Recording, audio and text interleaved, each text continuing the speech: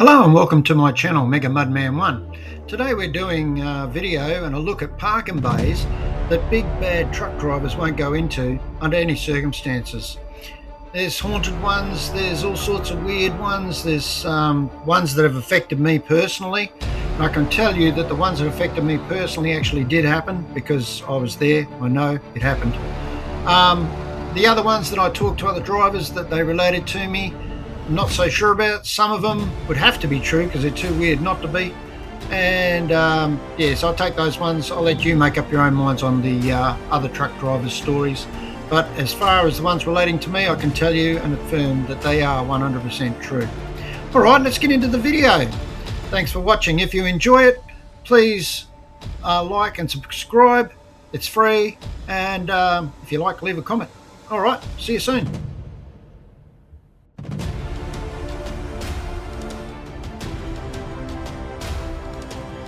I've been a truck driver for over 20 years, working in the Pilbara region of Western Australia. I've seen many sights, min lights and all sorts of things that would make you wonder what the hell is that. So this is a story a bit about that and certain parking bays that big bad truck drivers would never go into because they know what's in them. These are min lights that I actually managed to film in the Pilbara region as I was travelling. I was watching them for about 15 minutes and most of the show was over by the time I finally found a parking bay to be able to pull over and record them. But you can still see certain lights flying around, a single light that seemed to be solid and the other lights flying around it. I move out of the way of a truck here and when I come back, hey presto, now there's two lights. Where there was one, now there's two, and one disappears as it's flying along towards the other one. This film has not been altered in any way and was taken on my iPhone. The other flashing lights you can see down the bottom is just a truck travelling along the road that these lights happen to be hovering over.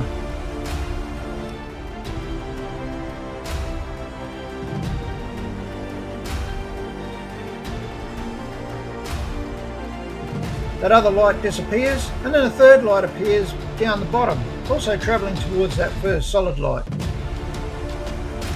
And then just like the other one, just disappears.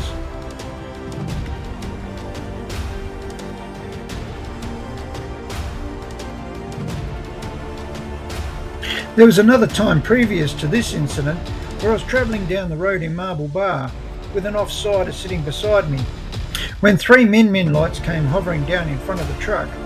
Stayed in front of the truck for a little while. Both me and the off-sider both saw them and then they just disappeared.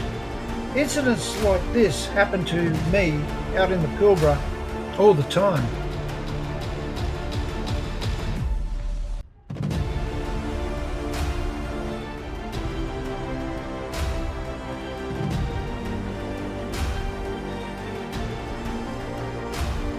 This is a very similar set of min lights set out of Southern Cross, filmed by another man around about the same sort of time that I saw these min lights. So I thought it'd be good to add his video here as well, so as you can compare the two and see how similar they are.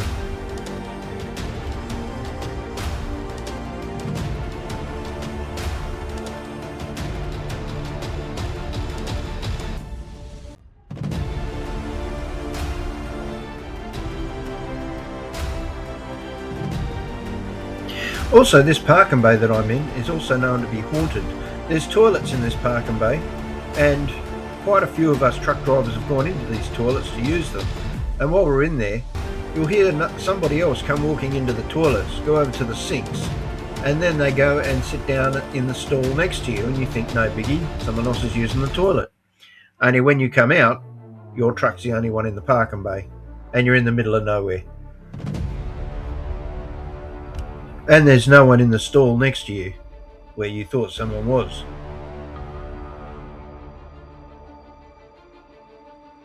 The next thing that happened to me that was weird and very surreal happened to me 50k south of Perth, just past a little town called Bannister, heading towards Boddington. I saw what I thought was a fox eating some roadkill on the side of the road opposite to where I was travelling. It was night time and I caught him in my very high beam bright lights that our trucks have.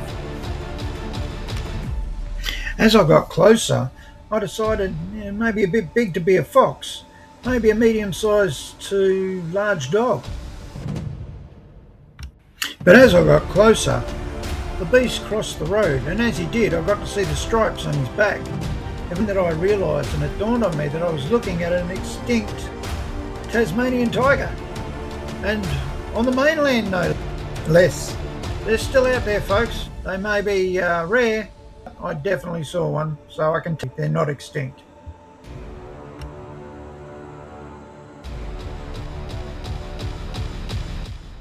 This video was sourced from Attractionpedia and shows rare footage of a Tasmanian tiger in colour.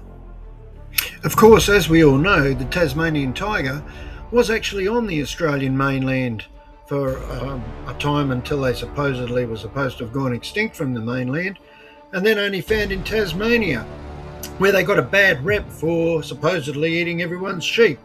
So the government put a bounty on their head, and you could go out and unalive a couple of tigers and get paid for it, quite some good money, if you brought their pelts back to prove that you'd taken care of the problem.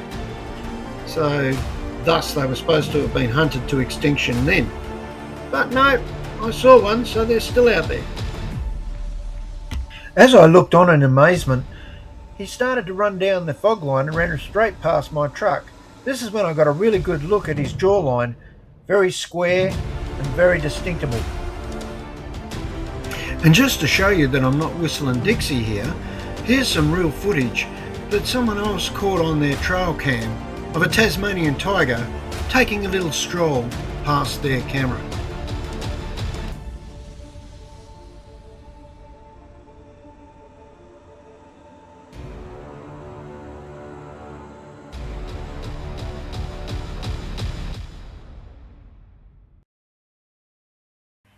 Wow, impressive. Let's have a look at that again with the music down and the sound of the video up.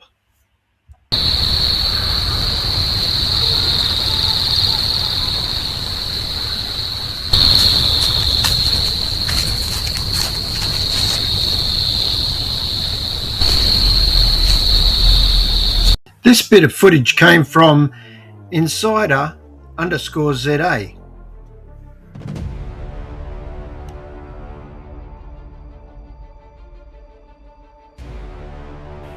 The next Park and Bay story I'm going to tell you about happened to my wife and I in this very caravan, the very first caravan that we ever owned, and it included our dog Gizmo. This is our big dog Gizmo.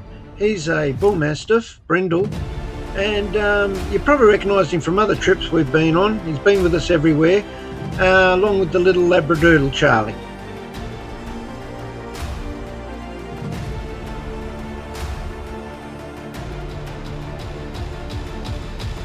Unfortunately, poor old Gizmo developed hip dysplasia, and a little while back we had to take him to the vet, and he ended up going to where all good doggies go, to that beautiful dog bowl in the sky.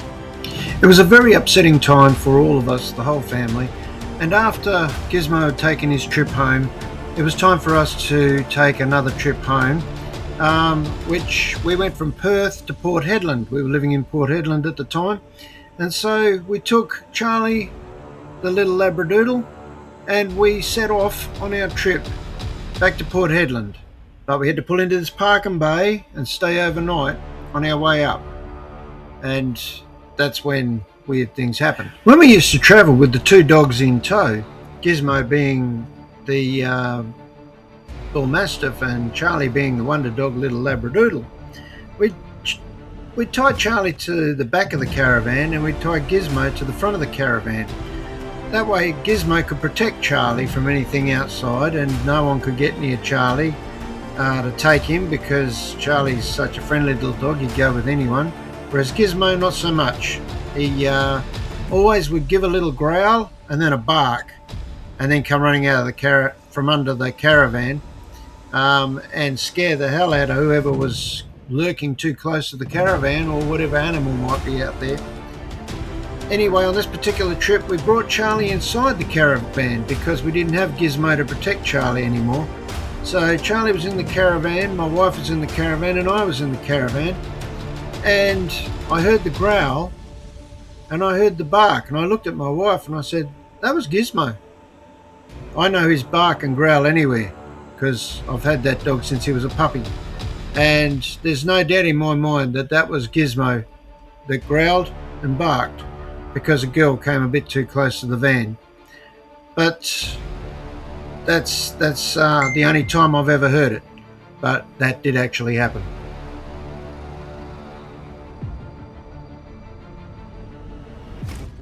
The next Park and Bay story I want to talk to you about happened to me on the Marble Bar Road in the Pilbara. I stopped in this Park and Bay to do a bearing check, and some very weird things happened. What starts this whole saga off, as the story goes, is that there was a wife and husband driving their car down the highway. As they were driving along, they were having a fierce argument, and the wife, being angry with the husband, slammed her foot on the brake and stopped near this parking bay. And then when she stopped, she jumped out of the car into the path of an oncoming truck. The truck slammed on its brakes and tried to avoid the lady, but unfortunately the two met, which resulted in her flying away to the sweet by and by. And her ghost may be heard as you pass by that billabong. Sorry, a little bit of humour there, couldn't resist. But apparently her ghost is hanging around that particular parking bay and does make its presence felt. Now I'll tell you the story that happened to me. As I said in the start of this story, I went into this bay to do a bearing check. And while I was in there, it was night time, and I was very, very aware that someone was like, their head was right over my shoulder, just looking over my shoulder, and they were looking at what I was doing. And I felt a really eerie feeling that they were right behind me and were going to tap me on the shoulder any minute. Needless to say, I finished my bearing check and got in the truck very quickly and left that parking bay as soon as my little feet could carry me out of there. Or my diesel engine, I should say, because I was in my truck. I never went back into that parking bay at night, except for one other time when a buddy of mine was with me, travelling with me in the truck. And I told him what was happening. He was driving the truck and I was sitting in the passenger seat at the time. We were doing a bit of a two-up sort of thing. And I told him about that bay and said, whatever you do, don't stop there at night, and told him the story. He didn't believe me. He wanted to go in there to find out. So I told him, well, the bay's coming up. So old mate decides to wheel the truck into this bay in the middle of the night. I said, well, you're getting out, I'm staying in the cab. So he got out. No sooner his foot touched the ground and he went, oh my goodness, I can feel it. Right behind, come flying straight back up into the cab. He put that thing into gear and he got us out of there. After that, he believed me.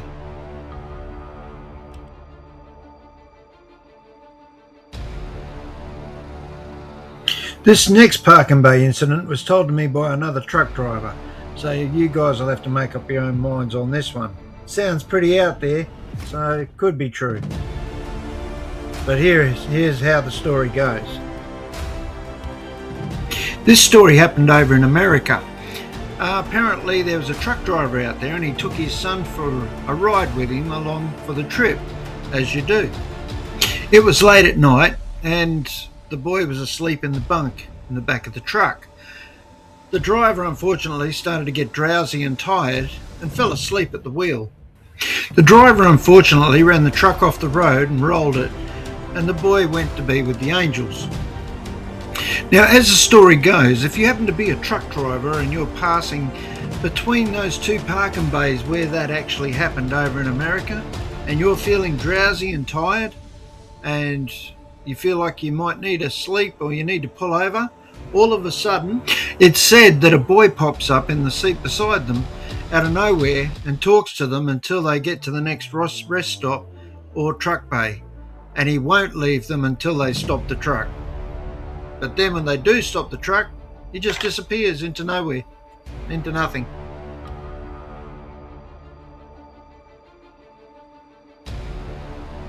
This next story was also told to me by another truck driver, Supposed to have happened in Pennsylvania over in America.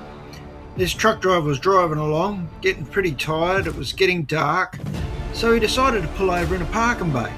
This parking bay was very secluded, it was in the middle of nowhere, absolutely boondock country. Not another vehicle around, not another soul around, just the truck driver and his truck. Anywho, the truck driver decided to put his head down for a bit of time in the bunk. So he climbed into the back of the bunk and in the dog box there and went to sleep. He estimated he was asleep for about 4 hours when all of a sudden he was awoken by the sound of a dog barking. At first the dog sounded like it was a fair way away, but was slowly getting closer and closer, and the longer he listened to it, the closer it sounded like it got. He kept listening to it, getting closer and closer until it was right outside the truck's door. So he sort of got out of the back of the dog box and he got into the front. He leant out the window. You have a look at this rabid dog. Sounded like it was going ballistic, barking outside the side of his door there. But when he looked, he didn't see a rabid dog. Instead, he saw a person looking right at him and barking like a dog, trying to get into his truck. He got into that driver's seat and he started that motor up, and that Cummins motor couldn't get him out of there quick enough. And he swore he's never been back to that parking bay ever. Well, there you go. That'll do it for this video. Hope you've enjoyed hearing some of the stories that have happened to me and seeing some of the stuff that I've been able to collect on video and hearing some of the stories that I've been told about. Alright, until the next video, enjoy yourselves and we'll see you soon. Bye for now.